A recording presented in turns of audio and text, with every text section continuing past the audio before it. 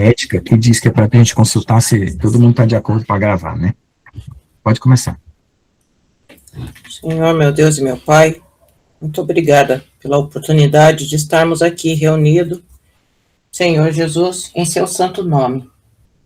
Senhor Deus, perdão pelas nossas falhas, pelas nossas omissões, perdão pelos nossos pecados, nos ajuda a ser melhor a cada dia, continua manifestando o seu poder que se aperfeiçoa na nossa fraqueza, continua movendo o mundo espiritual ao nosso favor, trabalha, Senhor, nas coisas que a gente não entende ainda, Pai, e as coisas que a gente entende, que a gente consiga aplicá-las. Continua manifestando o seu poder, continua fazendo o seu querer, vai trabalhando no oculto, no escondido, vai fazendo, Senhor, o impossível acontecer. Que o possível, Pai, eu creio que o possível depende de nós, mas o impossível, Senhor Jesus, é do Senhor.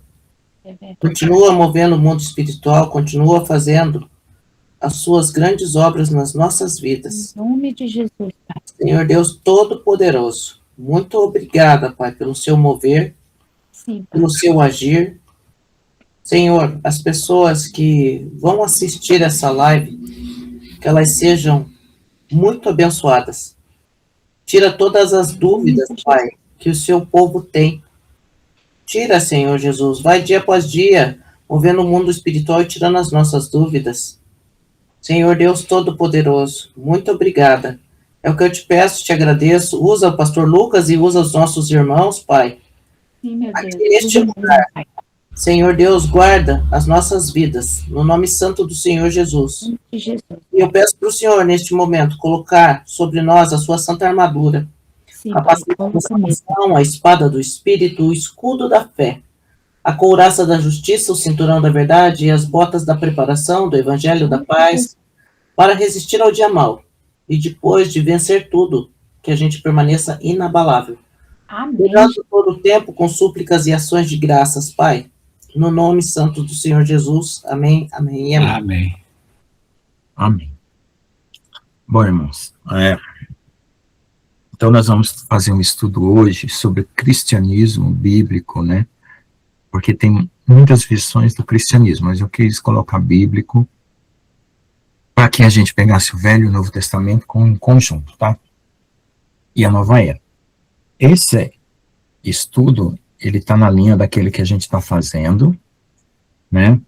E que eu uso temas assim que eu tenho dificuldade. Aí então eu fico orando, pedindo a Deus para me ajudar, e eu bolo esse tema, mas dessa vez foi a irmã Odete que pediu, tá? Pediu ontem à noite, deu para preparar bem rápido, graças a Deus. Bom, então vamos lá. Aqui nós vamos fazer várias coisas. Vai chegar uma época que nós vamos resolver problemas específicos de pessoas. E Deus está nos treinando para isso. As filosofias que existem no mundo, né, pelo que eu consegui entender, não conseguem resolver os problemas das pessoas, nem a psicologia, nada. É claro que não são situações ruins, às vezes, né? Elas são apenas paliativos ou apoios, ferramentas de apoio. Mas quem consegue resolver profundamente o problema da alma é a fé em Jesus. Então agora nós vamos analisar essas coisas comparando um com o outro. Então vamos lá. A Nova Era, ela é um movimento que ela teve um início lá, ela teve uma provocação, né, política, filosófica, para que ela existisse. E ela foi um conjunto de conceitos trazidos do mundo oriental. Só que lá no mundo oriental, que é o hinduísmo, o budismo, eles são muito mais sérios na sua maneira de lidar com a sua própria filosofia do que a Nova Era. Vocês vão ver que a Nova Era é muito leviana, tá? Então, é o seguinte, eu vou ler aqui um trecho e vou comentando, né? O século XX testemunhou o ressurgimento de uma espiritualidade alternativa, que se apresenta como uma superação da religião institucional, valorizando a experiência subjetiva, né? É o que cada um pensa, né? o autoconhecimento, né, e a expansão da consciência, sob o rótulo de nova era. Elas juntaram o gnosticismo é salvação pelo conhecimento, não pela fé, tá? É você conhecer os mistérios e que você é um cara que está aqui por ignorância, é um planeta prisão, nós já estudamos isso da outra vez. O ocultismo ela usa, o misticismo oriental e a psicologia transpessoal, ela usa isso aí. Um dos grandes apoiadores e influenciadores da nova era, que realmente trabalhou com muita dedicação maligna, né, para isso, é o Aleister Crowley. Eu não sei se ele era inglês ou americano ou irlandês, não sei, mas eu sei que ele fundou esse movimento, né, e usou também daquele movimento do Woodstock, onde havia liberdade de drogas e sexo. Tá? Eles entraram na cultura pop, eles entraram na espiritualidade dos dias de hoje, e eles falam muito de autodivinização, ou seja, a pessoa é o próprio Deus que está esquecido dentro de si. Em contraste com a fé bíblica, né, que a fé bíblica ela tem uma revelação histórica, ela tem um objetivo, né, pessoal de Deus, e está centrada na fé em Jesus. Né? E não é na autorrealização humana. Auto quer dizer que a própria pessoa realiza, né? Não, é Deus quem realiza. Então vamos lá, fé bíblica. A fé bíblica se fundamenta na revelação de Deus. Ela se dá na história, na palavra e em Cristo Jesus. São 3 formas de Deus se revelar. E tem a quarta, que é na natureza, que Deus também se revela na natureza. Tá? Porque também tem a beleza das coisas criadas. Então, a verdade no interior do nosso coração, ela não vem não nasce do interior, né? A verdade não nasce de nós. Ela vem de fora, confrontando e julgando o ser, redimindo o ser humano caído pelo pecado. Então, sempre a fé bíblica está relacionada com a palavra de Deus, que é assim diz o Senhor. Na nova era, né, ela rejeita qualquer autoridade externa normativa. Ou seja, na nova era, eles não gostam de regras, principalmente regras institucionais. Então, para eles, a verdade é aquilo que vem pela intuição, pela experiência e pelo interior do coração. E o Aleister Crowley dizia dessa forma: faze tudo que você tem vontade, tudo que você quiser, que vai ser tudo lei. Lei quer dizer que não tem proibição. Então, nessa vontade individual, o critério da verdade e da moralidade, né, é a própria vontade. E não há revelação no sentido da Bíblia. Apenas o conhecimento oculto é que desperta o Deus interior em cada um. Então, na Bíblia, Deus fala ao homem. Na nova era, o homem descobre que é um Deus, o que é Deus. Agora vamos lá. Criatura caída e a divindade da nova era. Na versão bíblica do homem, o ser humano é criado à imagem de Deus. Então, toda vez que você quer saber o seu fim, você tem que saber a sua origem. Tudo na vida, a origem e o fim estão relacionados. Então, se nós somos criados à imagem de Deus, então nosso fim é ser semelhante a Jesus. Nós somos diferentes de Deus. Somos marcados pela queda. Gênesis 3 e Romanos 3, 23.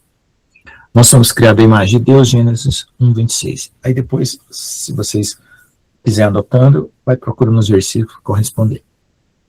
Então, se você ficar baseado no coração, você vai tropeçar, segundo a palavra de Deus, porque está escrito assim, ó, a salvação não é iluminação, mas é a redenção, porque o enganoso é o coração mais que todas as coisas. Então, já em Jeremias 17, 9, já quebra todo o esquema da nova era num só versículo. Mas vamos para frente. A nova era, o pecado é interpretado como uma ignorância. E a salvação é o despertar de uma consciência adormecida. E a queda não existe, é um mito que foi inventado. Crowley ensina que cada indivíduo possui uma verdadeira vontade, cuja realização é o caminho da libertação. Para ele, o problema não é moral, mas é saber quem você é. Ele reaparece com o gnosticismo clássico, que é tudo que a gente já aprendeu sobre gnosticismo na aula passada, que foi combatido pelos apóstolos, pela igreja, né? E ele acredita que o mal não está na rebelião contra Deus, mas na falta do conhecimento secreto. A salvação na fé bíblica, então nós pegamos vários aspectos aqui, né? Fui comparando a visão bíblica, né? Fundamento do coração, a visão bíblica, tá? E agora vamos para a criação, né? E agora vamos para a salvação. A salvação na fé bíblica é uma iniciativa divina. Deus é que preparou para nós essa salvação. Ela passa pela cruz, envolve o arrependimento, fé e uma nova vida transformada. O centro não é o potencial humano, mas é o Cristo crucificado. É pela morte e ressurreição que nós somos transformados em nova criatura. O pecado nos mata e o Espírito nos vivifica. Então, se a obra de Cristo encerrasse na cruz sem ressurreição, o pecado teria matado todos. Então, o mundo já teria encerrado, porque não haveria nenhum vivo. Mas como Cristo ressuscitou, todos nós ressuscitamos com ele. E assim nós simbolizamos isso com o batismo, sepultamento e ressurgimento. Quando você sepulta uma pessoa no batismo, você não afoga ela, você mergulha e tira ela de volta, para representar a morte e a ressurreição, tá? A salvação da nova era não tem cruz, não tem pecado para você expiar, e não tem juízo final. Ela utiliza técnicas de meditação, rituais, magia, expansão da consciência, e ele bolou uma coisa chamada Magic, o Aleister Crowley. A ciência e a arte de causar mudança de acordo com a vontade. Então, eles entram em transe, entram em qualquer coisa, pode até tomar uma ayahuasca, desde que eles consigam mudar aquilo que eles querem mudar através da vontade deles, tá? Então, isso aí não é redenção, mas é um domínio espiritual, né, perverso, é uma inversão direta do padrão bíblico, onde o poder no padrão bíblico, o poder se manifesta na fraqueza. E na nova era, não. Você assume o poder da vontade, que é o ego. Tá? Agora, Deus na pessoa e na nova era. O Deus na Bíblia é pessoal, é santo, é transcendente, está além de tudo e está presente em todas as coisas, porque isso tudo é criação dele. E é juiz e é salvador. Ele ama, ele fala, ele ordena, ele perdoa, ele julga. Na nova era, o divino é uma energia cósmica, é uma força neutra, é uma consciência universal. Então, quando você fala assim, o universo conspira, o universo está ao meu favor, você está usando os jargões da nova era, tá? Essa energia do universo, essa energia vibracional, essa coisa é nova era, tá? É só para você saber. Às vezes você quer dar uma ênfase diferente, né? E a gente até se acostuma, a gente compreende, né? É só para saber de onde vem. E prestar atenção também, né? Crowley mistura o panteísmo é Deus está na natureza. Panteísmo é Deus nas coisas, tá? O politeísmo, que é vários deuses, e arquétipos psicológicos. Ele usa muita coisa de psicologia. O Deus não é alguém que se presta conta, mas é algo a ser manipulado, tá vendo? Onde a Bíblia fala em adoração, a nova era fala em técnica para manipular o Deus interior. A santidade. Na ética bíblica, a santidade, ela é relacional, nasce do relacionamento com Deus.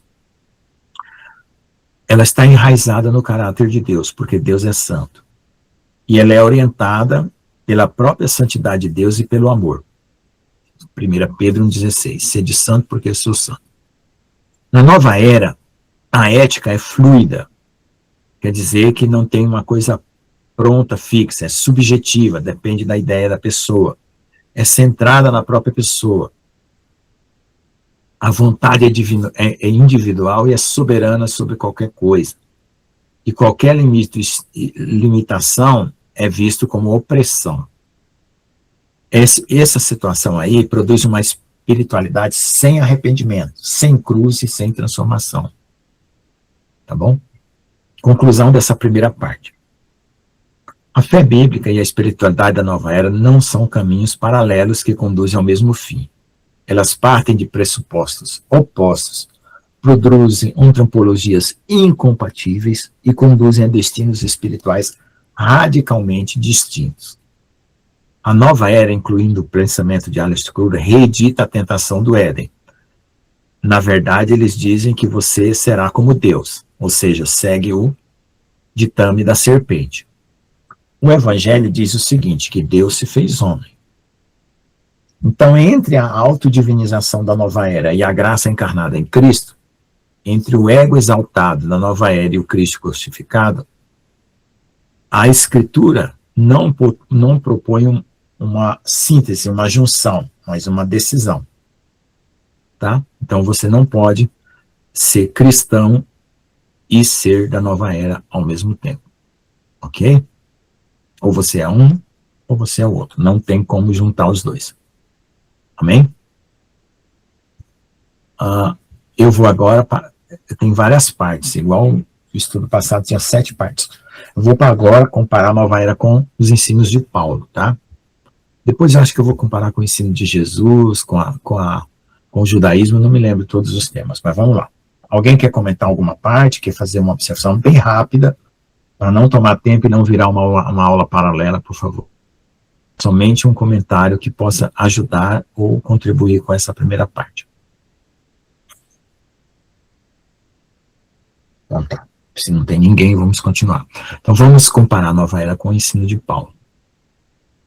Então, o estudo comparativo a partir de Colossenses e Gálatas. Paulo, ele era contra a espiritualidade alternativa. Colossenses e Gálatas não são cartas abstratas, responde aos sistemas espirituais que naquela época estavam influenciando o povo e a igreja. Então, eles também falavam de elevação espiritual, de conhecimento superior, de liberdade interior, de plenitude existencial. Isso aí não é novidade, existia naquela época também. Essas promessas ecoam como força hoje também, né? Discurso de hoje em dia. Paulo, porém, não oferece síntese nem diálogo conciliador com essas ideias. Ele estabelece antíteses. Antítese é uma coisa contrária, radical entre o evangelho e toda forma de espiritualidade baseada na autossuficiência religiosa e na gnose espiritual.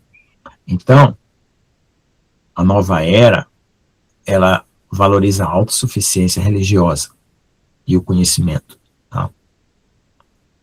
Então vamos ver agora. A fonte de plenitude, Cristo vezes a consciência da nova era. Para Paulo, em Colossenses, em Cristo habita corporalmente toda a plenitude da divindade. E nós somos perfeitos nele. Colossenses 2, 9 a 10. Então, para Paulo, a plenitude não está no homem. Não é um processo interior de elevação do homem. E não é uma técnica espiritual. A plenitude está em Cristo e o crente participa dela por união no corpo de Cristo. E não por ascensão espiritual. A nova era afirma que a plenitude está dormindo na consciência.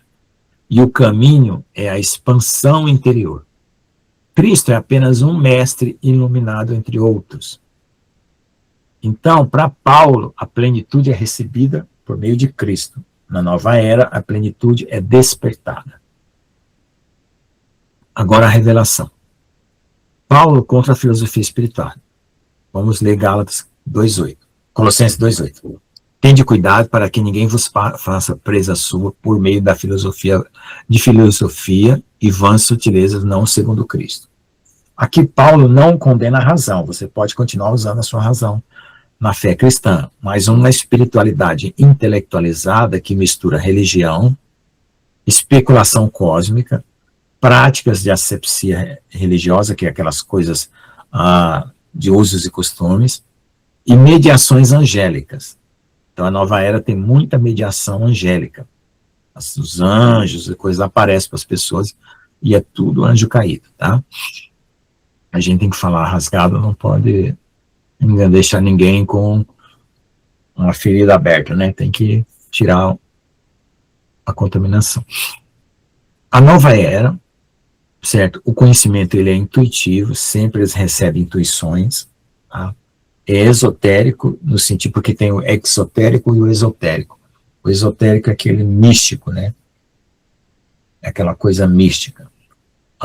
Porque, na verdade, a palavra mística ela é uma palavra muito boa, que ela é mal usada. Nós somos místicos, porque nós buscamos o mistério. Quem busca mistério é místico. Mas é que é uma prática mais ligada à bruxaria, tá? Pra vocês entenderem. Na nova era, o conhecimento é progressivo e é acessível somente aos despertados. Quando você diz assim, eu estou despertado e o outro não está, isso está muito nos Telegram, nos grupos de WhatsApp e nos vídeos do YouTube. Você não despertou, irmão.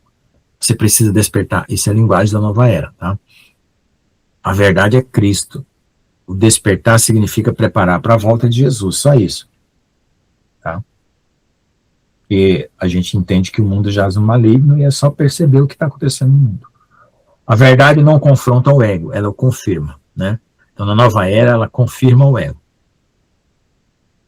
Para Paulo, né, a verdade está em Cristo, porque nele estão escondidos todos os tesouros da sabedoria e do conhecimento. Não há conhecimento espiritual fora de Cristo. Tá? Fora de Cristo, os conhecimentos são enganosos. Mediações espirituais. Cristo e as hierarquias cósmicas. Em Colossenses, Paulo mostra que houve um despojamento dos principados e potestades através da cruz. Colossenses 2,15. Despojando os principados e potestades e os pôs publicamente, eles triunfou na cruz. Esse versículo é muito profundo, gente. Por quê? Vou explicar uma parte da profundidade desse versículo. Satanás, ele descobriu um jeito de matar almas. Ora, ele pega a lei, aplica a lei, a pessoa não consegue cumprir a lei, aí ele vai lá diante de Deus e diz, essa alma é minha porque ela peca. Portanto, como ela não cumpre a lei, está perdida. Então, os impérios e potestades usavam isso para capturar as almas. Por isso que Jesus foi até o inferno libertar essas almas. Tá? Porque ele expôs publicamente e deles triunfou na cruz. Quando veio a cruz, veio o sacrifício verdadeiro para que as pessoas que não conseguiam se aperfeiçoar pela lei recebessem o poder de Deus, que é o Espírito Santo, para fazer a vontade de Deus. Então, não é só o fato de fazer a vontade de Deus, é o fato de Jesus ter quebrado as correntes que nos prendiam no pecado, através da morte e ressurreição. E também ele, quando ele foi até o inferno, também ele tomou as chaves da morte e do inferno. Então, foi uma obra completa na cruz, certo? Então, esse versículo, Colossenses 2,15, esconde todo esse mistério, desde a cruz, a ida de Jesus ao inferno e o resgate das almas. Tá? Paulo reconhece a realidade do mundo espiritual, mas afirma que os poderes não são guias. Então, existe sim os poderes espirituais, mas eles não são para guiar você. Quem guia você é a palavra do Espírito Santo. Né? Não são degraus de ascensão, porque tem gente que vai para um guia, aí pega um guia mais evoluído, um outro guia mais evoluído e vai crescendo espiritualmente. A filosofia deles. Então, eles não são mediadores até chegar a uma plenitude. Não são. Então, a espiritualidade da nova era,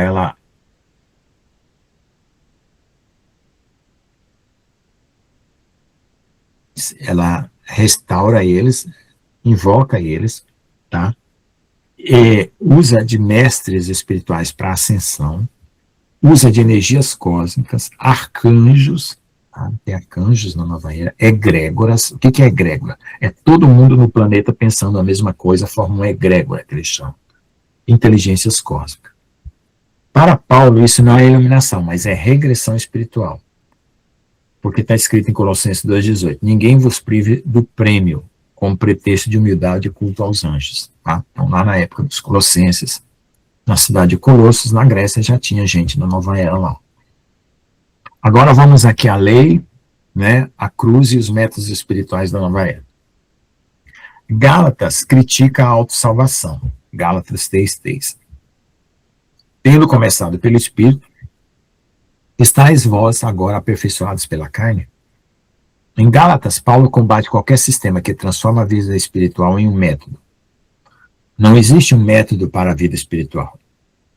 A única coisa que a gente faz é se render a Deus, confessar os pecados, se arrepender e obedecer, ou seja, receber o poder.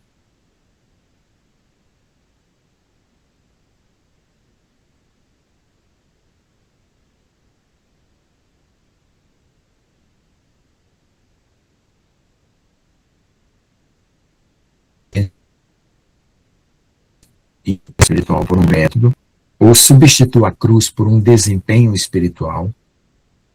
Eu estou superando várias coisas e tal, e não é a cruz que está fazendo você fazer isso, é combatido. Então, troque a sua fé por uma técnica espiritual. Paulo combate isso. Na nova era, essa prática ela é muito metódica. Tem práticas energéticas, visualizações, tá? Rituais, mantras e leis mentais. O que são mantras? São repetições da mesma frase até ela se tornar uma coisa real na sua mente. Tá? Paulo chama isso de outro evangelho, ainda que nós, um anjo do céu, anuncie outro evangelho, seja anátema. Tá? Anátema. Por que Deus manda chamar de anátema? Por que Deus não aproveita esse pessoal tão bem intencionado, né? Porque todo mundo voltar para o céu. Não quer? Por quê? Porque é o seguinte, as pessoas que buscam esses arcanjos, essas energias, esse povo espiritual, esse mundo espiritual para subir para o céu, viram laranjas. Só que é laranja, né? Que é a pessoa que passa com uma droga dentro do estômago. Laranjas do demônio. Ou seja, o demônio quer voltar para o céu e a pessoa se espiritualiza e o demônio está dentro dela. Como Satanás não teve arrependimento, porque ele lamentou a perda do poder e do status dele, mas ele não lamentou estar fora do amor de Deus. É diferente. O filho pródigo, ele lamenta que ele perdeu o amor do pai e pede para ser pelo menos um serviçal, porque ele quer ficar junto do pai, aonde o pai está. Fosse Satanás, pai, me devolve o posto que...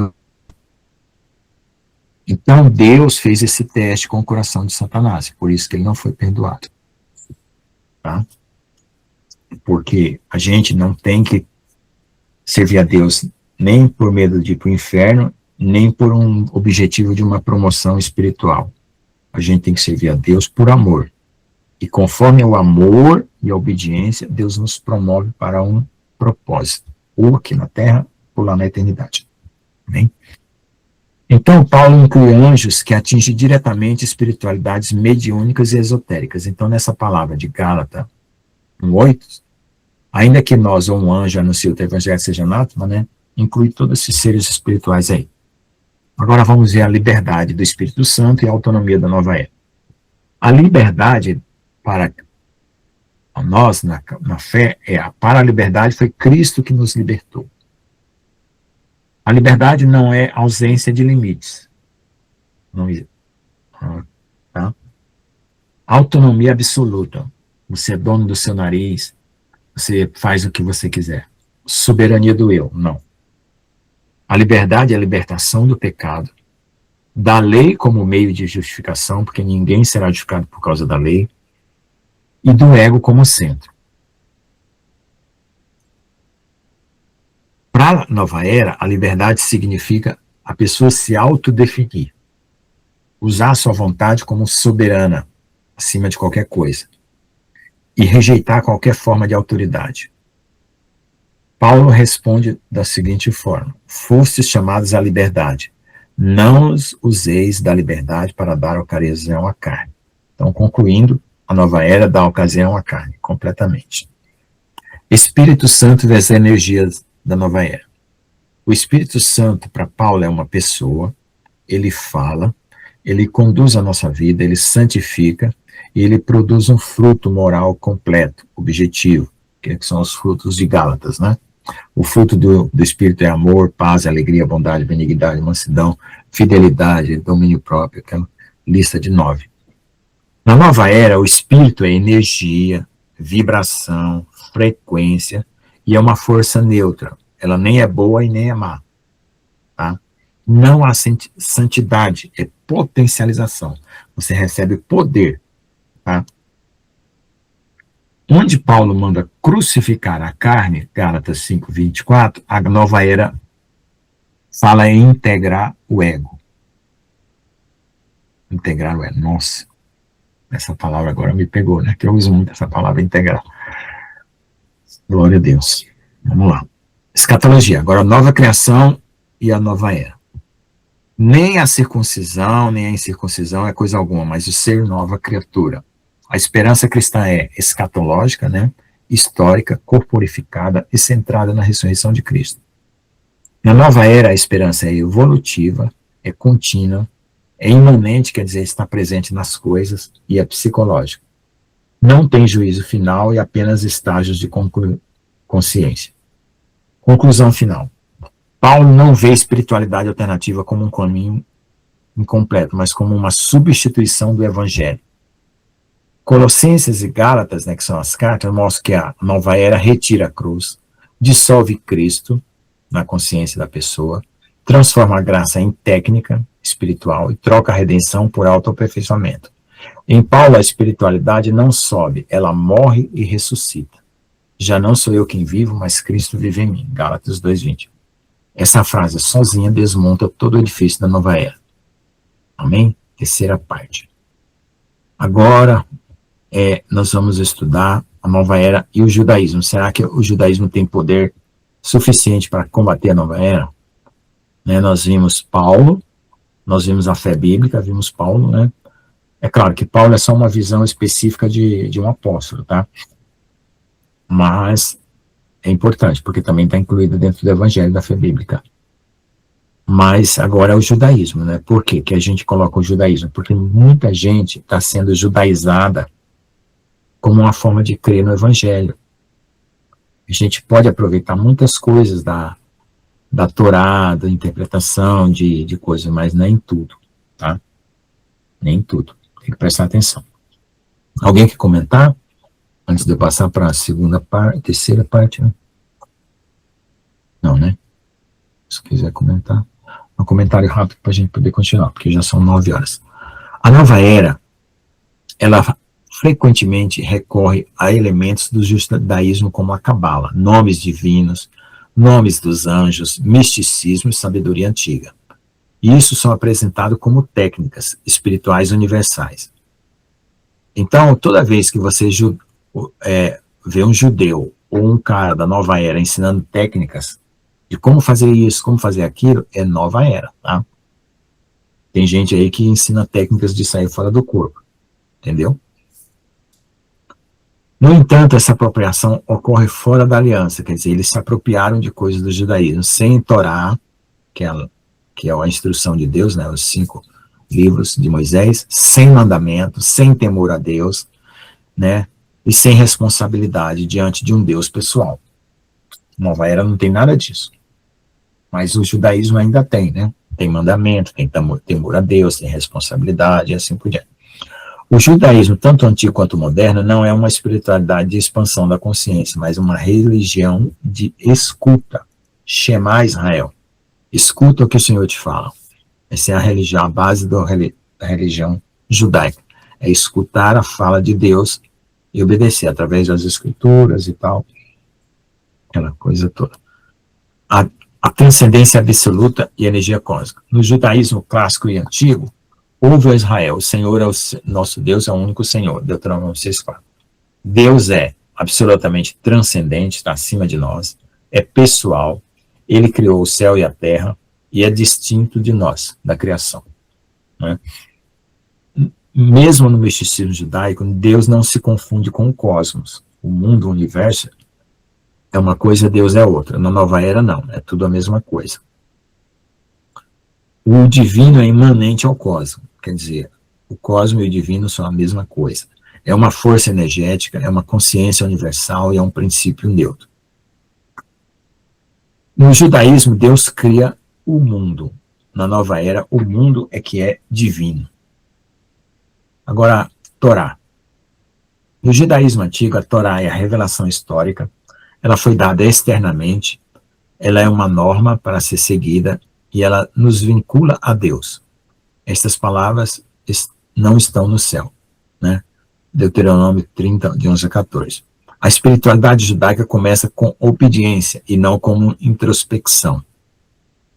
No judaísmo moderno, as formas liberais ou seculares mantêm a Torá como papel de identidade, como mantém a ética, né, que é mais importante do que a experiência mística, e a memória histórica do povo, né, que baseia a fé judaica. Na nova era, a verdade é subjetiva, depende de cada um. Vem do coração, é fluida, se adapta a qualquer personalidade, né? Não tem regras fixas. Onde o judaísmo diz, faz e ouvirás, a nova era diz, sente e descobrirás. É muito ligado às sensações e sentimentos, tá? Vamos lá. Entre criatura e a consciência da nova era. O ser humano é criatura, Adão feito pó, no judaísmo. Possui dignidade por criação, é moralmente responsável e não é divino. O mal, o Yetzer Hará, é uma inclinação a ser dominada, não um erro de percepção. Na nova era, o mal é ignorância, é um bloqueio energético, é uma baixa vibração. A solução não é arrependimento, techuvá, mas um realinhamento das energias interiores. O judaísmo enfatiza o retorno ético. A nova era enfatiza o despertar psicológico. Né? No judaísmo antigo, a vida é regulada por mitzvot, mandamentos, justiça social, santificação do cotidiano. Sede santos porque eu sou santo. Levítico 19:2. No judaísmo moderno, nós temos a ética central, né? O judeu procura ser muito correto. Tem a justiça, que é a de tzedakah, que é uma obrigação para eles. E a reparação do mundo, né? Que é você trabalhar sempre para o bem da humanidade. Por isso que o judeu é sempre preocupado em ajudar os povos, né, que estão em dificuldade. Na nova era, a ética ela é subjetiva, ela realiza uma terapia, né, no seu coração, e ela é centrada no bem-estar social. O judaísmo pergunta, o que Deus exige? O que Deus está querendo de nós? E a nova era pergunta, o que me faz sentir bem? Agora vamos à Cabala. A Cabala é restrita, exige maturidade ética e intelectual, está subordinada à Torá, visa reparar o mundo sobre a soberania divina. Então a Cabala não pode superar a Torá ou contradizer a Torá, a lei de Moisés. Tá? Mesmo os conceitos como Sefirot, que são não são energias, mas os modos que Deus usa para atuar no mundo. Sefirot são as letras, né, que eles têm. Então, na nova era, a Cabala foi popularizada, mas foi descontextualizada. Pegaram os símbolos da Cabala e transformaram em técnica.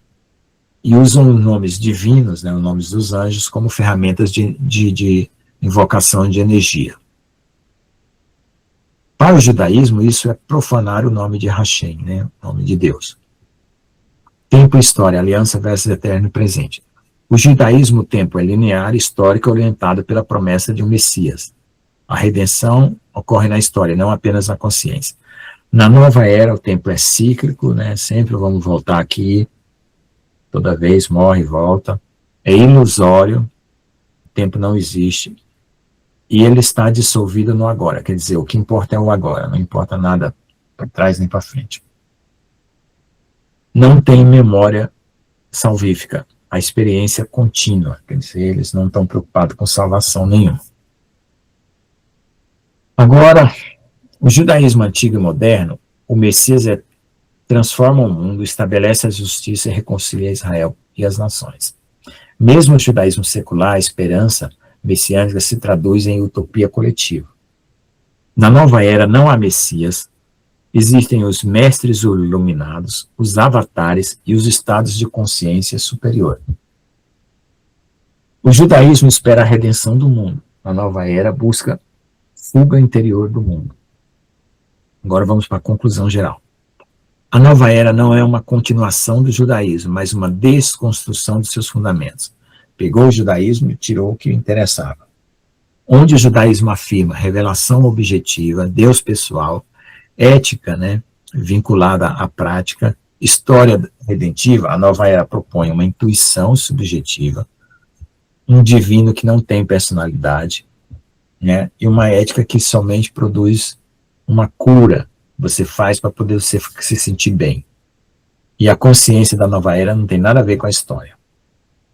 Mesmo o judaísmo moderno, em suas formas mais críticos seculares, permanece eticamente mais próximo da fé bíblica do que a espiritualidade da nova era. Então, o judaísmo ele ainda está mais próximo da fé, né, bíblica do que a nova era.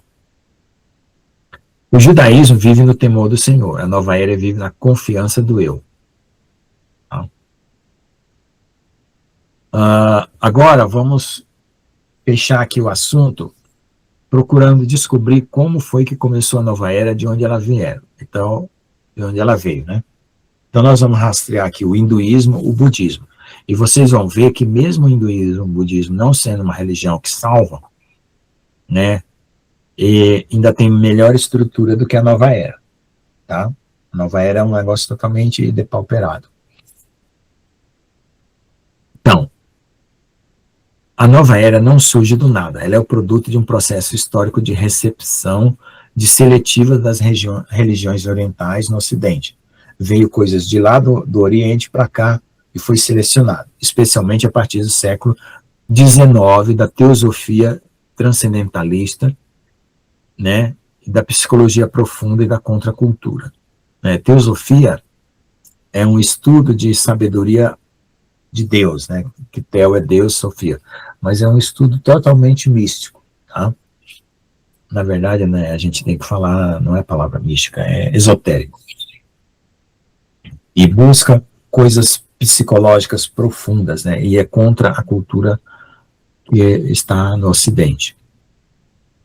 Ele não preserva, a nova era não preserva as tradições originais, mas reinterpreta seus conceitos à luz do individualismo da modernidade. Então, o povo hoje é tão individualista que eles pegaram as coisas orientais e reestruturaram elas. A nova era é menos oriental do que aparenta, ela é uma orientalização do ego ocidental. Pegou o ego, porque os orientais têm pouco esse negócio de ego, tá? Quem tem muito ego é os ocidentais. E pegou as coisas lá do Oriente e trouxe para reorganizar o ego. Então, o divino, Brahma, Suntaya e a consciência universal. No hinduísmo clássico, Brahma é o princípio absoluto, impessoal e eterno. Atman é o eu profundo, é a última instância, idêntico a Brahma. A libertação, moksha, ocorre quando essa identidade é realizada. Então, tem essa parte da identidade no hinduísmo. No budismo, não tem Deus criador, a realidade última é o vazio, tá? E o eu é uma ilusão. E a libertação, que é o nirvana, ocorre quando o apego ao eu é extinto. Então você se desapega do eu. Então tem um problema sério. Quando você deixa o eu para se esvaziar completamente, tá? Você dá lugar à serpente, certo? Principalmente a Kundalini lá, que entra pelo ânus quando você faz a posição de lótus. Então tem que tomar cuidado. Já o budismo e o hinduísmo têm esses problemas. A nova era combina essas ideias, fala de uma consciência universal, o eco de Brahma. Nega a realidade do eu separado, o eco de Anatan.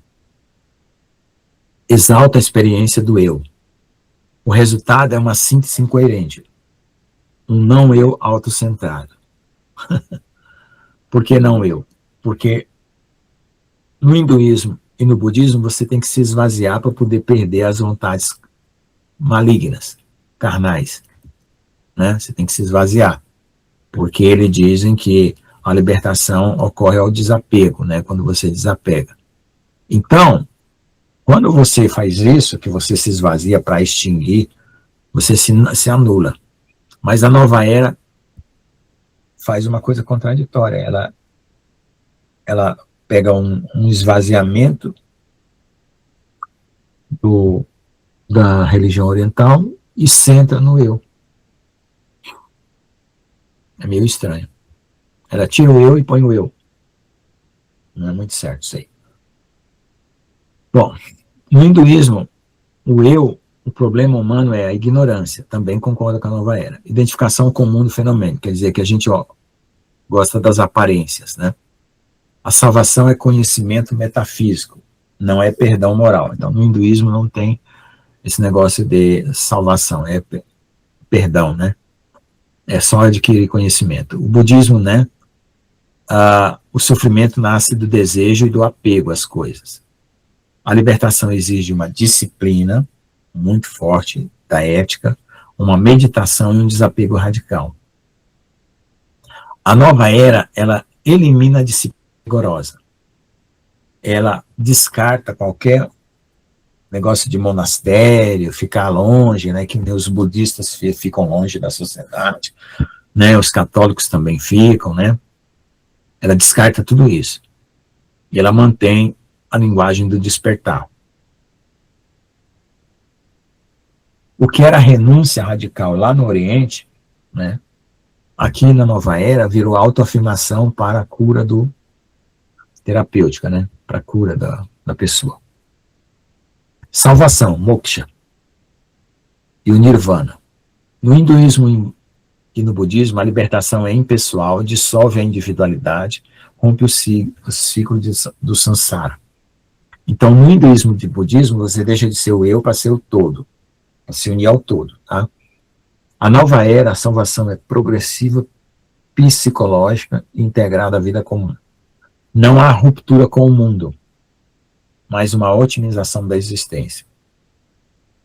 E a transcendência, que seria você superar a carne, vira uma performance espiritual.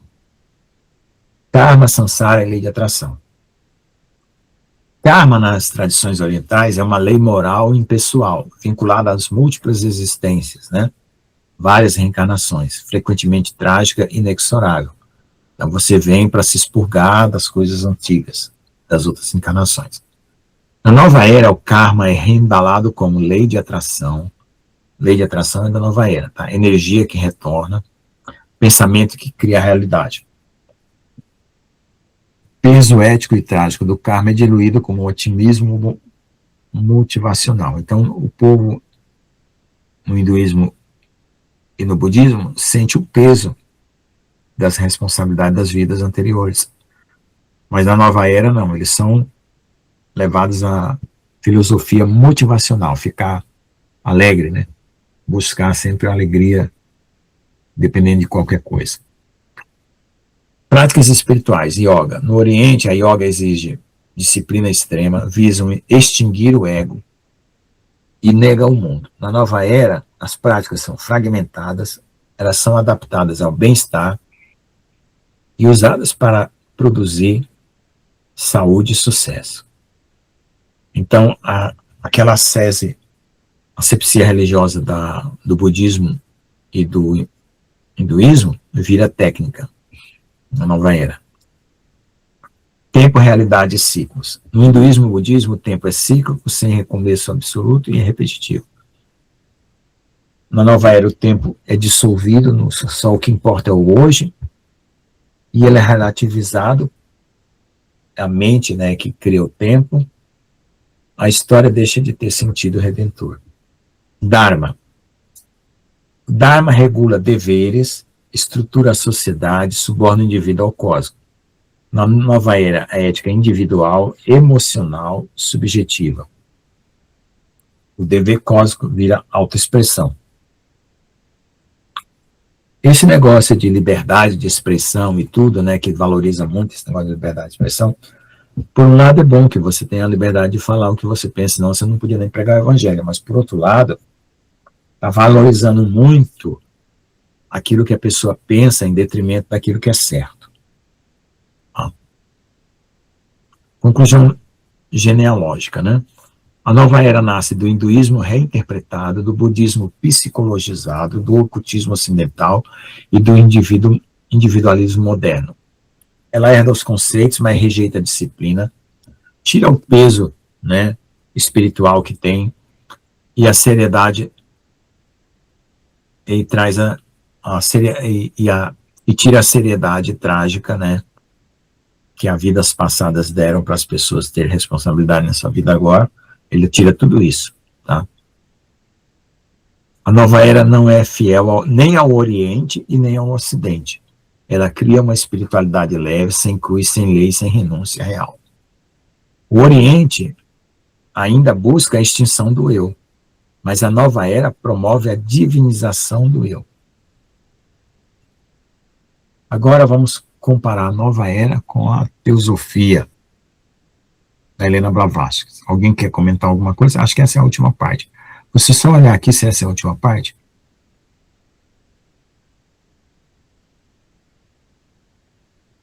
Depois tem com a LGBT. Nova era com a LGBT. Tem mais duas partes só. Aí termina. Alguém quer comentar? Não, né? Então vamos a Helena Blavatsky. O que é Helena Blavatsky? Helena Blavatsky é uma mulher que tinha raízes judaicas e trabalhou com... Ela mais ou menos viveu assim, numa época, não sei exatamente qual foi, mas ela influenciou muito as ideias na Alemanha, do Hitler, Sociedade Thule, aquelas coisas malucas lá, tá? Filosofia de Helena Petrona Blavatsky, né? Onde as ideias do ocultismo ocidental, o discurso moderno e a evolução espiritual foram fundidas, dando origem ao que chama hoje de nova era. Então vamos lá. Filosofia e construção da espiritualidade moderna. Antes da nova era se tornar um movimento difuso no século XX, ela já existia em estado germinal na teosofia. Ela estava germinando lá, né? A gente viu lá em Paulo, Colossenses, né, que já na antiguidade, e ela foi aí sendo trazida lá daquela época de Paulo até o século XIX, na teosofia. Então, a Helena Blavatsky, ela nasceu em 1831, morreu em 1891, 60 anos, né? Viveu. Não apenas sintetizou as tradições espirituais distintas, ela tentou juntar tudo quanto é espiritualidade, tá? E criou uma nova gramática religiosa, que permitiu ao Ocidente falar de espiritualidade sem revelação, sem dogma e sem transcendência pessoal. A nova era herda da teosofia não apenas os conceitos, mas uma visão total do mundo. A Helena Blavatsky tinha um projeto de criar uma religião universal sem Deus pessoal. Ela propôs uma fraternidade universal sem distinção, um estudo comparado das religiões e filosofias e ciências para encontrar um núcleo unificador, né? E a investigação dos poderes do homem, né? Poderes paranormais e coisa do tipo. Esses objetivos já antecipam os etos noveristas. Então, a nova era tem muita concordância com a Helena Blavatsky, tá? Ela pegou o hinduísmo e o budismo, tirou só o que precisava, tirou a seriedade deles, pegou o que precisava da Cabala, que do judaísmo, e aí pegou bastante coisa Helena Blavatsky. Então, ele também tem um universalismo religioso, a nova era, né? Relativiza a verdade e tem foco no potencial humano oculto. Na teosofia não tem um Deus pessoal criador, o absoluto é impessoal e cognoscível, nunca se consegue conhecer. As religiões são véus simbólicos que escondem a verdade. Então, aí a teosofia ela está rompendo com o judaísmo e o cristianismo. Por quê? Porque Deus, no judaísmo e no cristianismo, é pessoal, ele é criador, né? E ele é conhecível, né, por meio de Jesus. Tá? Helena Blavatsky, o Oriente. O hinduísmo, teosofia. Blavatsky absorveu os conceitos do hinduísmo de karma, reencarnação, Maya e mosca. Mosca é uma espécie de salvação, tá? Mas moksha, não é mosca não, moksha, desculpa. Mas os reinterpreta fora do sistema de castas, sem disciplina, né, rigorosa e dentro de um esquema evolutivo. O budismo ocultista, ele é lido não como uma via de extinção do desejo, mas como ciência da consciência. O nirvana deixa de ser a ruptura radical e vira um estágio evolutivo. Os mestres, né, que ajudam na ascensão, né, a Helena Blavatsky, ela chama de Mahatmas, que são seres espirituais evoluídos, que guiam a humanidade. Eles não estão sujeitos ao nosso tempo comum. Ela vai se tornar a ideia central da nova era, ela vai se transformar nos guias cósmicos e nas hierarquias de luz. Ela trata de uma substituição direta da revelação por uma canalização. Troca o profeta pelo médium e a palavra pela mensagem interior. A evolução espiritual e a nova era. A doutrina de raças raízes, né? Blavatsky propõe ciclos cósmicos, raças espirituais sucessivas, a geração que tinha sangue de ouro, a geração que tinha sangue de prata, a geração que tinha sangue de cobre, até chegar ao sangue de ferro. Tá? Progresso metafísico da humanidade. Essa linguagem será suavizada na nova era, psicologizada, desvinculada de seus elementos mais explícitos. Mas o núcleo permanece. A humanidade está evoluindo espiritualmente, não necessita de redenção mais agora. É tão estranha essa evolução, porque assim, o ouro é melhor que a prata e a prata é melhor que o cobre. Então, como é que vem regredindo de ouro para prata para cobre e dizer que está evoluindo? Nega até o pecado, né? Se os anjos, as primeiras criaturas do universo, tinham sangue de ouro, porque o ouro não oxida, não envelhece, não enferruja. Depois, teve uma geração de prata, que também a prata tem as suas vantagens, né? Depois cobre, ferro. Prata e cobre já tem uma camada oxidante, e o ferro enferruja, que produz a morte, né? A ferrugem do sangue é a nossa morte. Então, se nós saímos do ouro para o ferro, não tem nada de evolução nisso aí, não. Segundo a Helena Blavatsky, foi essa sequência, então, não, é totalmente contraditório. Peraí, deixa eu voltar aqui que eu dei um pulo muito grande. Ixi, eu tô subindo em vez de descer. E aqui lá onde é que eu tava? Ó, tá aqui. Vamos lá.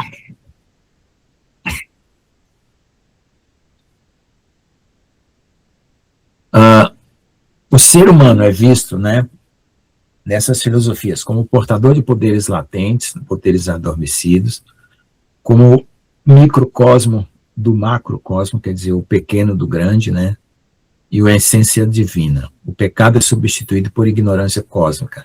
Essa visão passa intacta para a nova era. Desperte o seu potencial, lembre de quem você é, ative sua consciência. A ética. A ética teosófica é universalista, não tem regras, é orientada pelo progresso espiritual. Na nova era não tem mandamento, não tem lei objetivo e é só harmonia. A justiça deixa de ser exigência divina e vira equilíbrio energético. Blavatsky antecipa a estratégia da nova era, usar a linguagem científica sem método científico. Fala de energia, vibração, planos de dimensões, tudo usando jargões científicos, tá? Para impressionar.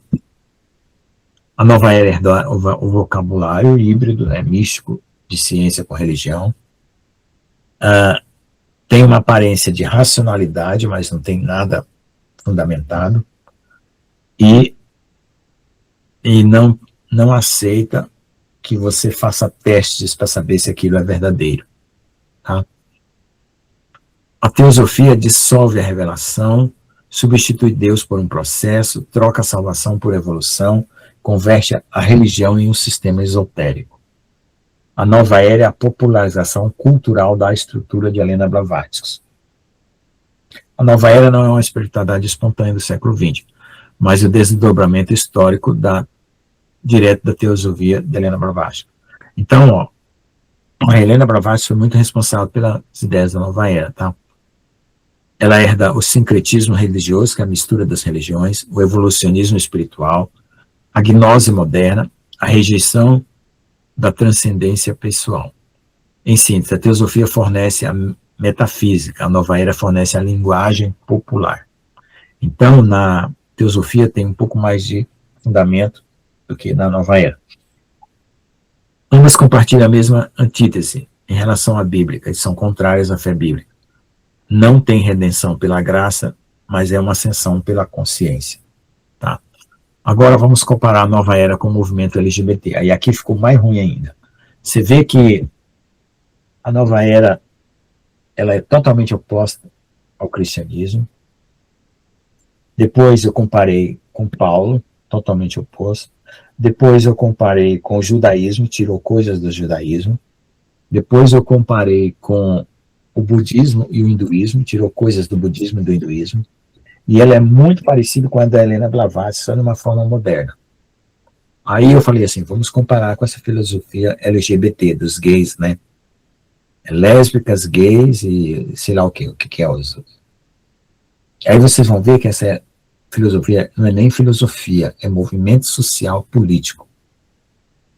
É uma degradação completa. Tá? E aí termina a aula de hoje.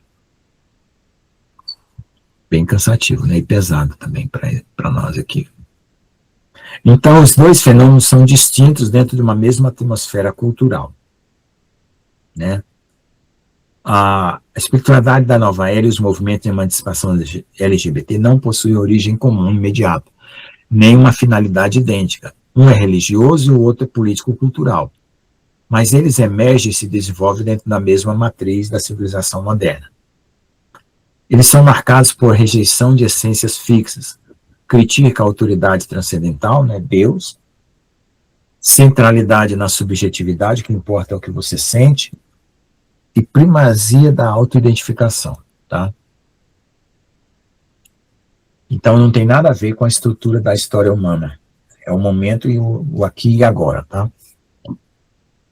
A nova era é uma identidade interior, é um verdadeiro eu que procede de qualquer dado biológico ou histórico, e o corpo é um veículo, não tem norma. A verdade do sujeito está na consciência, tá vendo? O LGBT, a identidade de gênero e a orientação sexual são definidas pela própria pessoa, a experiência subjetiva tem primazia sobre a biologia, importa o que você sente, não é o sexo que você veio desde que você nasceu. As categorias naturais são vistas como construções sociais, em que a natureza, né, não dita as regras, são as construções sociais que ditaram, então, portanto, você pode tirar isso da sua vida. O eu interior tem autoridade sobre a ordem da natureza. Nas duas coisas eles concordam, tá? Então, vamos lá. A natureza recebida e a identidade construída. Tradicionalmente, o ser humano recebe sua natureza. O corpo possui o significado de ser. E a liberdade opera dentro da natureza. Tradicionalmente, a gente pensa assim, mas na nova era é o seguinte. A natureza é fluida, maleável, subordinada à sua consciência, e o corpo é algo a ser harmonizado, transcendido e reprogramado. E na LGBT, o corpo não define a identidade final do indivíduo, pode ser reinterpretado, remodulado, pode ser modificado para corresponder ao desejo da pessoa. Nova era. A realidade é processual, evolutiva, sem essência fixa. O ser humano está sempre em transformação. No LGBT, a identidade é dinâmica, aberta, autodeclarada, é você que diz quem você é, e o potencial é mutável ao longo do tempo. Todas as duas rejeitam a essência do ser criado por Deus, em favor de um futuro que você define a sua identidade como você quer. Revelação e lei. Na nova era, não há lei moral objetiva e revelação normativa. O critério é de autenticidade, bem-estar, harmonia interior. A emancipação LGBT é centrada no consentimento, na autoexpressão, na validação da sua identidade. O bem é definido pela fidelidade ao eu, não por uma ordem transcendente, tá vendo? É sempre o ego e a carne. Tá? A nova era tem termos frequentes, como cura interior, alinhamento, libertação do eu reprimido, integração.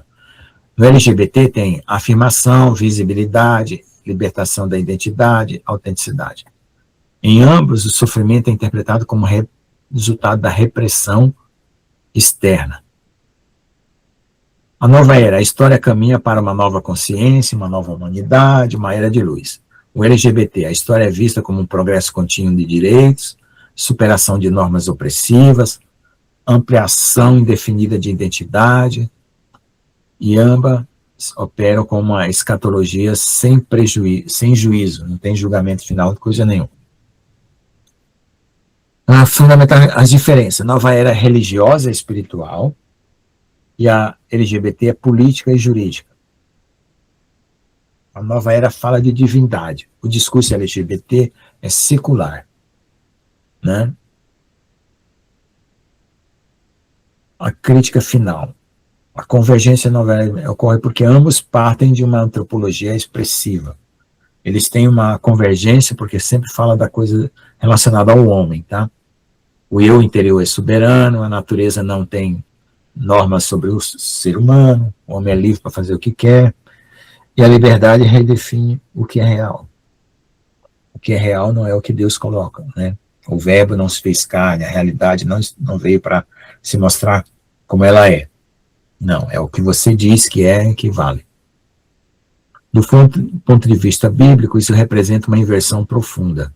Não é o eu, para a nova era, né? Mas a realidade que julga o eu. Eu não entendi, ele trocou a frase. Né? A nova era espiritualiza o eu. A LGBT politiza o eu. Todas as duas remove Deus, remove a natureza e remove a ordem das coisas. Tá? E define o ser humano como centro. Então, terminamos. Foi isso.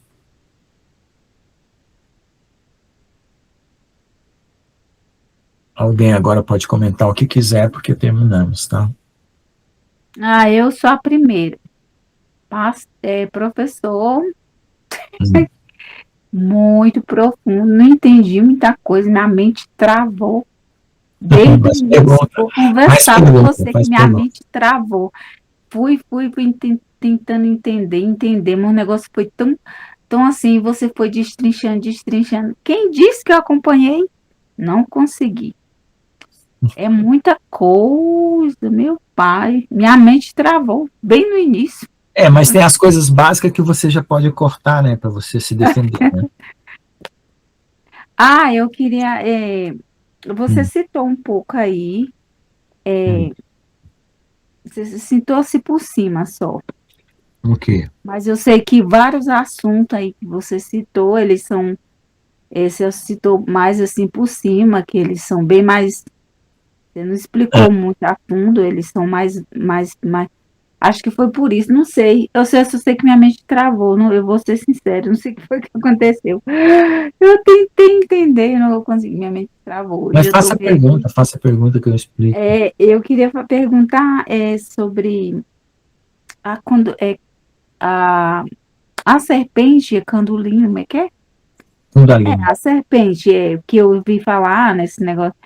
da serpente que enrola dizem, até a pessoa que falou para mim sobre, que falou que dentro das igrejas, a maior parte das igrejas, nos lugares, a gente, eles têm alguma coisa com a nova era, alguma coisa que sim, e a gente, sem conhecimento, sem saber até, não ter, por não ter conhecimento, né? Aí ela falou várias coisas, né? Que ela tá na política, igual você tá falando aí, você falou exatamente, eu estava observando no que ela disse também, né? Ela envolve quase tudo, né? Aí você falou no judaísmo, né? Várias coisas aí, né? Aí sobre essa serpente aí, como é que é mesmo, assim, você explicar melhor, assim, só esse item aí, mas porque os irmãos também têm pergunta para fazer, né? É a seguinte. Porque é muita coisa. Serpente, assim, você tem que pensar que serpente é um bicho astuto. Quando ele é astuto, ele vai encontrar qualquer meio para entrar na sua casa, na sua vida. Certo? Então, eu falo assim, a serpente é que nem o diabo, ele é que nem criança e bêbado. Bêbado, se você der atenção, ele vem conversar com você. Criança, se der atenção, ela quer atenção. Então, o diabo, você não pode dar atenção para ele, porque ele vem para cima de você. Então, como que você dá atenção para o diabo? Fazendo qualquer coisa que ele gosta. Mentir, roubar, matar, tudo isso aí. Mas existem aquelas coisas mais sutis, né? Que é você fazer invocação de anjos, é você fazer uma prática de uma postura que ele já assume como sendo dele, para ele poder ter uma legalidade para entrar no seu corpo, né? Então, porque assim, toda vez que você fecha os olhos para orar, na verdade, irmãos, a oração no judaísmo é feita de olhos abertos, tá? Esse negócio de fechar os olhos para orar, eu não sei quem foi que inventou, mas tudo bem. Então vamos lá. Quando você fecha os olhos para orar, você quer uma comunhão com Deus. Então você está pensando em quem que vai estabelecer essa comunhão? Jesus, né, o Espírito Santo que está em você, vai ser o canal de ligação, e o caminho é Jesus, certo? Então, só que quando você fechar os olhos e conectar de uma outra forma, que não é por Jesus, você vai estar correndo um perigo muito grande. Vou explicar de uma outra forma para você entender. Imagine que você entra numa favela, certo? Sem proteção policial. Né? E a proteção policial seria Deus. Então, você é arriscado ser atacado por qualquer pessoa, porque dentro da favela, quem vale é a lei da favela. Então, se qualquer estranho pode ser violado, matado, morto, estuprado, qualquer coisa, porque não é da favela. Entendeu? Então, o mundo espiritual funciona assim, como uma favela espiritual. Então, você tem que ter um canal único para entrar na presença de Deus, por meio de Jesus Cristo, pelo sangue de Cristo. Aí Deus dá a tua proteção, e você se conecta com o trono de Deus, faz sua oração, seu pedido. Se você fizer qualquer invocação sem Jesus, sem o trono, sem a graça, sem o Espírito Santo, você corre um risco muito grande, porque alguém vai tentar te atender. Algum interessado, entendeu? Então, quando você faz práticas de invocação de qualquer coisa, de cabala, de anjo, de misticismo, e tu não usa a fé em Jesus, o sangue de Jesus como meio para poder chegar a Deus, você recebe esses intrusos. Então, basicamente é isso. E essa intrusão, ela pode ser muito sutil. Um gesto, uma palavra, certo? Por quê? Porque o inimigo, ele quer ser convocado por algum motivo. E ali, quando ele vem, você não percebe. Por que não percebe? Porque para perceber sutileza, tem que estar maduro espiritualmente. Tem que ter sofrido muito, tem que ter renunciado a si mesmo muitas vezes, para a carne ficar do lado, para você perceber que aquilo não está sendo de Deus, entendeu? Eu vou dar o meu exemplo pessoal. Quando eu fecho os olhos, que vem um pontinho preto voando em minha direção, eu sei que é pensamento mau. Quando vem um pontinho de luz, eu sei que é pensamento bom. Eu vejo na hora. Um dia eu peguei e bati a mão assim, derrubei o pontinho antes dele chegar na minha testa. Agora, veja só. Tem dias que eu, sem querer, começo a pensar coisas estranhas. Eu acho que várias pessoas já passaram por isso. Aí você pergunta assim, de onde está vindo esse pensamento? Quem está falando comigo? De quem é essa voz? Você faz essa pergunta. Toda vez que você ouvir uma voz estranha na sua cabeça, um pensamento. Porque um pensamento, ele vem para trazer outro. Por exemplo, você lembra uma cena de um filme que você assistiu há muito tempo atrás. Aí o que vai vir? Ou uma mágoa, ou uma tristeza, ou uma cena de sexo, ou alguma coisa. Então o diabo, ele faz o pedacinho do pé na porta, né? Põe o pé na porta para depois ele entrar. Igual o vendedor, quando quer vender livro, você não quer atender ele, você manda embora, ele, não, mas tem esse livro aqui. É o pé na porta, ele não deixa você fechar a porta. Então, é isso que acontece. Em trocando em miúdos. Então, o que a gente tem que fazer? Claro, senão, se você ficar pensando em todos os detalhes, você vai ficar neurótico. A questão é o seguinte, quando você já conhece essas coisas, você corta. Né? Corta coisas que podem sinalizar uma atração, porque o inimigo, ele não vai ser tirado desse planeta porque Deus venceu ele, Jesus derrotou ele na cruz, aí ele fala assim, ele vai baixar a cabeça e vai dizer, tá bom, Jesus, eu fui derrotado. Ele vai ser tirado à força, pela batalha do Armagedon. E por que Deus usa anjos para nos proteger? Porque o diabo, mesmo recebendo uma ordem de Deus, de não fazer coisas contra nós, ele é atrevido. Então tem que ter um anjo, porque se na hora que se ele cruzar a faixa amarela que Deus colocou, o anjo vai lá e arrebenta com ele. Então, como ele é atrevido, ele vai querer entrar na vida de qualquer pessoa por qualquer motivo. Aí você tem que clamar, suplicar o sangue de Jesus, porque é o natural do diabo ser atrevido e querer penetrar. Mesmo que você não tenha pecado. Ora, se você anda numa vida de santidade, não busca nada da nova era, não busca nada ruim, você está em joelho de oração, vem um pensamento que você não quer, sendo que você não buscou, imagine se você buscar, entendeu? Consegui responder a sua pergunta?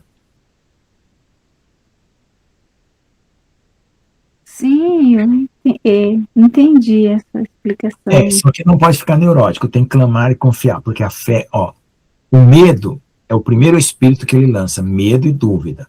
Porque quando o medo e a dúvida baixa a guarda da fé, vem os outros espíritos. Então, confiança é aquela confiança, aquela naturalidade, aquela serenidade, que parece que não está protegendo você, porque está tudo certo, tudo quietinho, mas é uma proteção maravilhosa. Fé e confiança.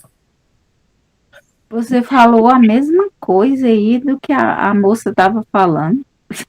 Você falou que às vezes, uma coisa que você disse aí, numa palavra que nós falamos, assim, você não, nós falamos às vezes, em uma palavra que nós não sabemos que aquela palavra ali,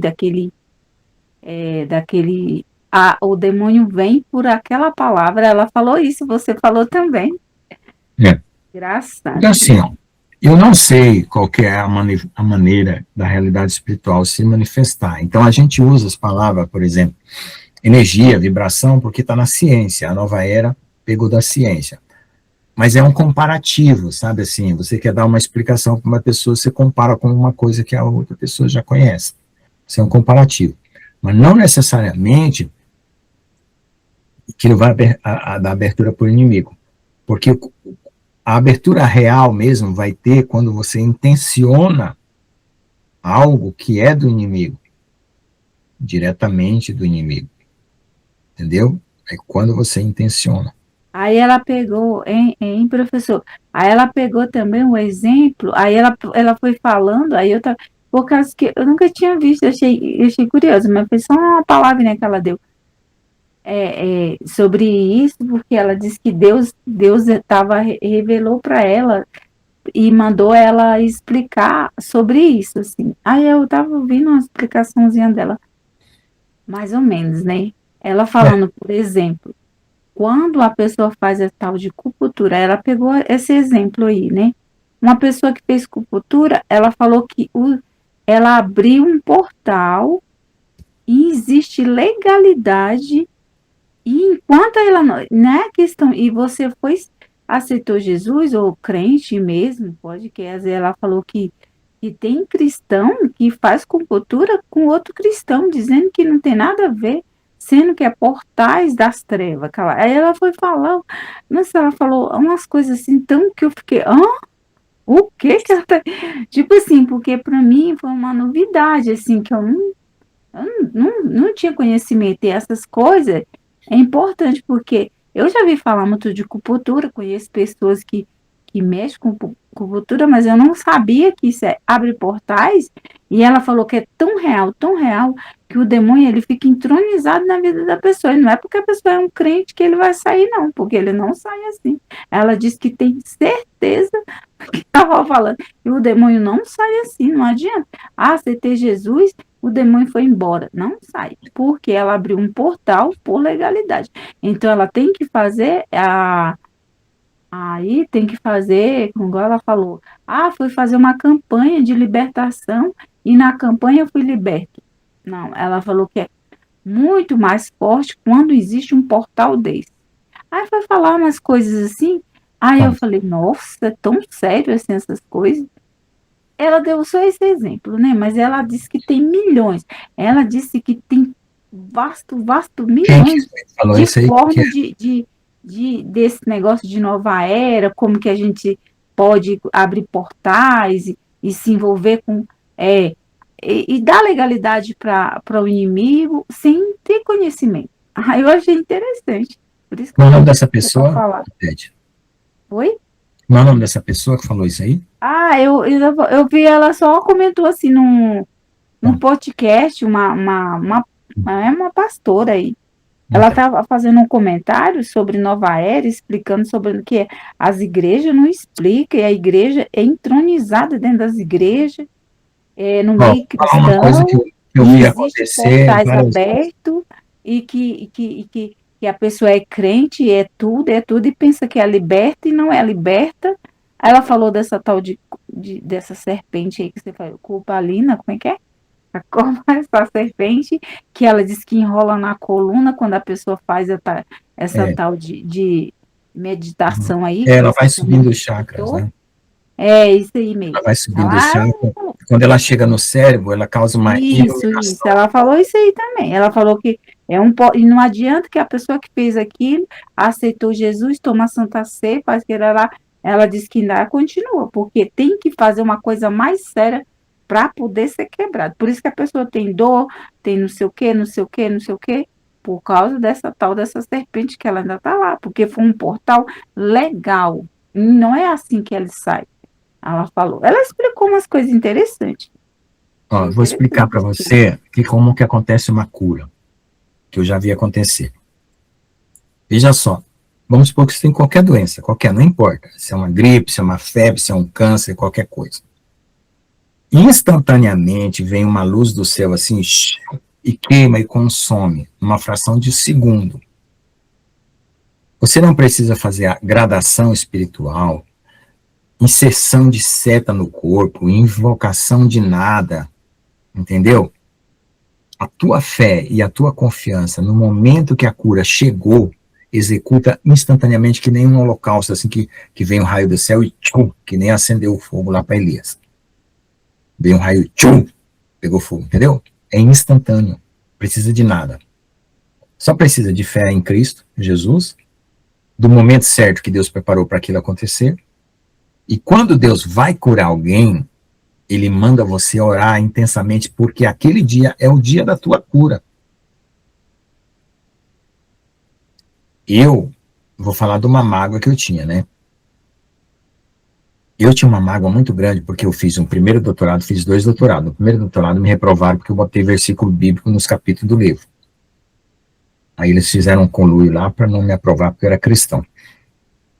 Eu fiquei magoado, porque além de que eu fiquei 4 anos longe da minha família, estudando e tal, eu perdi os 4 anos.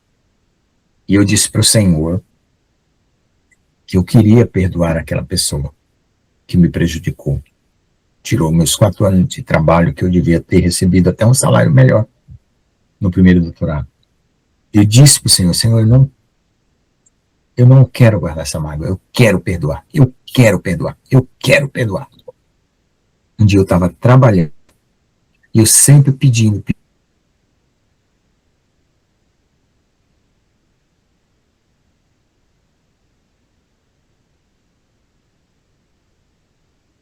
embora aquela mágoa. Foi instantâneo assim, chum. Então, isso já havia acontecido várias vezes. Então, a cura, ela é instantânea, não precisa de processo, de elevação, de nada. Chegou o dia, chegou a hora, ocorre. E é maravilhoso. Você sente uma paz infinita, um transbordar maravilhoso. Se parece que até que você flutua de tanta presença de Deus. Então, tá aí. Como é que acontece? Porque o que o pessoal quer é uma escadinha onde ele diga assim, eu estou indo por aqui, eu estou indo por ali, eu sei isso, eu sei aquilo. Assim, um controle do eu. Não,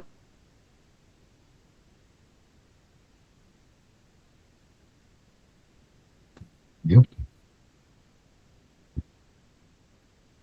E é divino.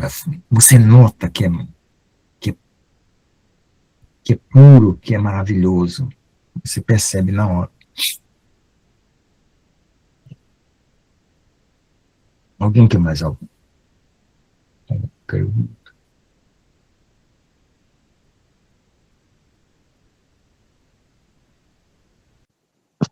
Eu vou comentar o que o senhor fez, né? Quando o senhor me libertou do alcoolismo, foi desse jeito que o senhor falou aí, imediato. Glória a Deus. Falou audível, né, no meu ouvido, né? João, você nunca mais vai colocar álcool na sua vida. Glória a Uma Deus. libertação genuína, instantânea. Amém? Instantâneo, exatamente. Pode ser o que for. Pode ser o que for. E você é um paralítico, você só vai ter o trabalho de levantar e começar a andar. Só isso. Mas a cura. Não.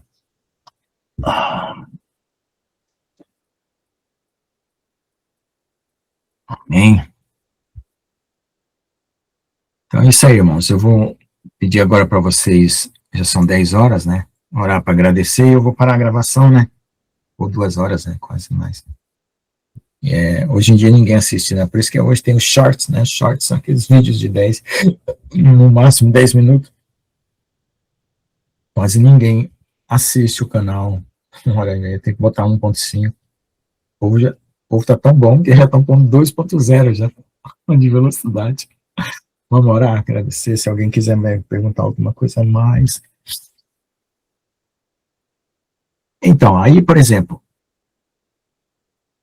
a palavra fogo e luz na antiguidade é a mesma coisa. Hoje a gente sabe que fogo é aquilo que você põe na mata, né, ou no fogão, e luz é aquilo que está na energia elétrica, né?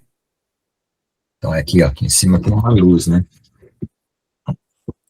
E aquilo que eu acendo no fogão é fogo. Na antiguidade, não, era tudo fogo, certo? Brilho, brilho e fogo era a mesma coisa. Então, a gente aprendeu novas palavras, né, para separar determinadas situações.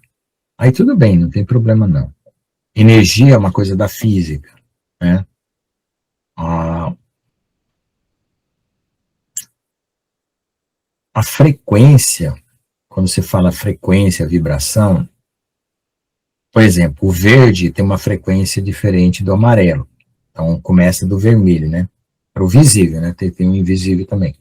Começa do vermelho, laranja, amarelo, verde, azul, lilás e violeta. São 7, tá?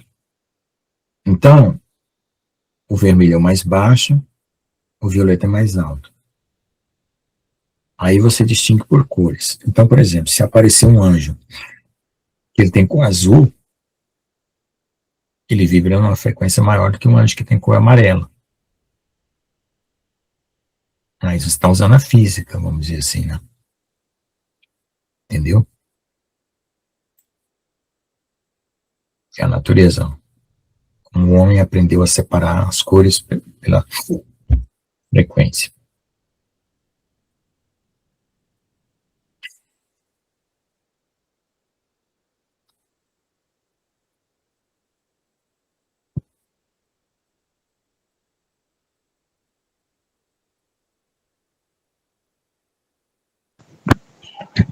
vou orar aí Tá bom, pode orar. pelas palavras que o senhor colocou. Amém. Amém? Assim como o senhor falou para Jeremias, né, que ele falou assim, pai, eu não passo de uma criança. E aí o senhor falou para ele assim, não fala que eu passo de uma criança, eu coloco as palavras na sua boca. É a mesma coisa que o senhor fez aí com o pastor Lucas, né, nesse momento. O senhor colocou as palavras. E nós agradecemos a ele por isso, né? Porque se não for para nós pensar em uma palavra e montar, ele não vai gastar décadas para nós montar uma palavra. O senhor coloca várias assim em seguida, na sequência, tudo montado por ele, né? Porque ele quer que as pessoas venham entender qual que é o plano dele na nossa vida. Amém? Amém. E eu, irmãos, essa questão da linguagem, ela é só uma coisa que a gente tem que prestar atenção, né? Como a gente usa. E ela denuncia uma pessoa que tem ideias que não é cristã e está parecendo ser cristão, entendeu? Só por isso. Então, não se preocupe com isso. No nosso meio não tem esse problema não, tá? Amém. Bom? Amém. Senhor, meu Deus, meu Pai, obrigado, Senhor, por todas as revelações, aquilo que às vezes a gente já imaginava, mas não sabia discernir, né? Essas palavras veio direcionadas pelo Espírito Santo para que ela venha a ser usada como canal de bênção por onde for, pelas nações, em todos os lugares. Em nome de Jesus. Obrigado, Senhor, por tudo. Amém? Glória a Deus. Amém. Eu vou parar a gravação.